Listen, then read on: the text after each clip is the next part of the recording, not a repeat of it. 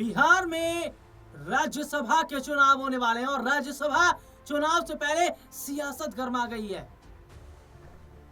चर्चा चल रही है कि पवन सिंह को राज्यसभा भेजा जा सकता है।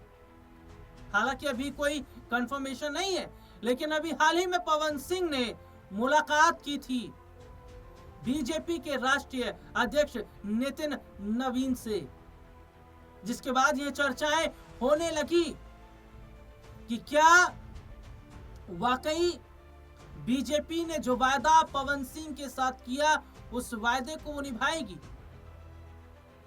अब देखिए, जहां चर्चा पवन सिंह के राज्यसभा जाने की चल रही है, तो खेसारी का एक बयान आया है और पवन सिंह और खेसारी के बीच अब 36 के आंकड़े की लड़ाई हो रही है, क्योंकि दनादन फायर हो रहा है दोनों तरफ से। अगर पवन सिंह ने बोल दिया तो मजाल है कि खेसारी चुप रह जाएं। खेसारी भी कोई कोर कसर नहीं छोड़ रहे। दोनों भोजपुरी फिल्म इंडस्ट्री के बड़े जाने माने एक्टर हैं, कलाकार हैं, लेकिन राजनीति ने इनको अलग थलग कर दिया। खेसारी लाल यादव ने क्या कहा है? पवन सिंह के राज्यसभा जाने की चर्चा पर खेसारी का बड़ा बयान आया है। बिहार में इन दिनों राज्यसभा चुनाव को लेकर सियासी माहौल गर्म है। बिहार की 5 सीटों पर होने वाले चुनाव से पहले संभावित उम्मीदवारों के नामों को लेकर अलग अलग तरह की चर्चाएं चल रही हैं। खासतौर पर भोजपुरी सिनेमा से जुड़े शहरों को लेकर राजनीतिक हलकों में तेज हलचल दिखाई दे रही है। इस बीच अभिनेता और राष्ट्रीय जनता दल नेता खेसारी लाल यादव ने गायक अभिनेता पवन सिंह के राज्यसभा की जाने की खबरों पर एक बड़ा बयान दिया, जिसे सुनकर पवन सिंह तिलमिला उठे। क्या प्रतिक्रिया दी है सुनिएगा। खेसारी लाल यादव ने कहा उन्हें बधाई। खेसारी लाल यादव ने कहा उन्हें बधाई, जाएं, बेहतर काम करें। उन्होंने आगे कहा, मैं जहां हूं बहुत खुश हूं और मुझे यहीं रहना। उनके इस बयान को सियासी तौर पर अहम भी माना जा रहा है और यह भी उन्होंने कहा कि अगर जाएं तो जनता की आवाज को उठाएं, सच्ची ईमानदारी राजनीति करें, भ्रष्टाचार की राजनीति ना करें। और सबसे बड़ी बात है कि पवन सिंह और ज्योति सिंह का जो मामला था ना, उसमें भी खेसारी लाल यादव का बयान आया था। उस मामले पर भी खेसारी लाल यादव की प्रतिक्रिया आई थी, जिसमें उन्होंने सीधे सीधे तौर पर कहा था कि महिलाओं को खिलौना नहीं समझना चाहिए, महिलाओं की इज्जत करनी चाहिए।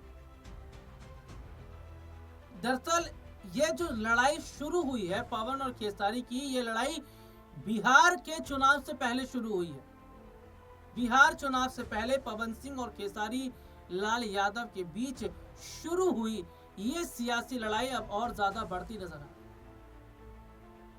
सबसे बड़ी बात जो है वो ये है कि जो मौजूदा समय के हालात हैं वो ये साफ बता रहे हैं कि क्या ये जो लड़ाई है ये अब इंडस्ट्री तक आ जाएगी क्या, क्योंकि इस वक्त भोजपुरी के कलाकार बट गए। क्योंकि बीजेपी भोजपुरी के जो ज्यादातर कलाकार हैं वो बीजेपी में, चाहे वो रवि किशन हो, निरहुआ हो, पवन सिंह हो, तमाम बड़े कलाकार। और खेसारी ने आरजेडी की टिकट से चुनाव लड़ा, वो हार गए, जिसके बाद इतना बवाल हुआ। और सुनिए जरा आगे कि खेसारी लाल यादव जो हैं उन्होंने सीधे सीधे तौर पर इशारों में पवन सिंह पर कटाक्ष भी किया। बिहार के 5 सीटों पर राज्यसभा के चुनाव होने वाले हैं। 16 मार्च को मतदान होगा। नामांकन दाखिल करने की आखिरी तारीख 5 मार्च तय की।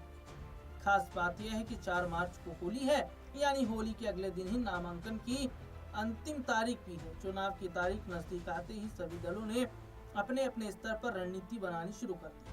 संभावित उम्मीदवारों के नामों को लेकर अंदर खाने बैठकों का दौर जारी है। पवन सिंह को लेकर इससे पहले भी सियासी चर्चा जोर पकड़ चुकी है। बिहार विधानसभा चुनाव के दौरान भी यह बात सामने आई थी कि भारतीय जनता पार्टी उन्हें मैदान में उतार सकती है। कहा जा रहा है विधानसभा चुनावों के दौरान बीजेपी ने उनसे वायदा किया था कि उन्हें राज्यसभा भेजा जाएगा। उसी दौरान पवन सिंह ने बीजेपी के समर्थन में प्रचार भी किया था। हालांकि अभी तक पार्टी की ओर से आधिकारिक घोषणा नहीं हुई है, लेकिन चर्चाओं का बाजार गर्म है। केसारी लाल यादव के बयान को काफी संतुलित माना जा रहा है। उन्होंने ना तो किसी तरह की आलोचना की और ना ही किसी तरह की टिप्पणी से कोई विवाद खड़ा किया। अब सबकी नजर इस बात पर टिकी है कि राज्यसभा के लिए किन नामों पर अंतिम मुहर लगती है। आने वाले कुछ दिन बिहार की राजनीति के लिए बेहद अहम माने भी जा रहे हैं, तो ये आप समझ रहे हैं। और सबसे बड़ी बात देखिए, जो राज्यसभा का चुनाव होने वाला है, इस चुनाव से पहले विपक्ष के अंदर बहुत ज्यादा हलचल नजर आ रही है, क्योंकि विपक्ष की भी एक तैयारी है, लेकिन उसमें भी फुटमसल नजर आ रही है। आरजेडी ये चाहती है कि हिना शाह को राज्यसभा भेजा जाए, लेकिन एआईएम चाहती है कि उनका प्रत्याशी राज्यसभा के लिए भेजा जाए।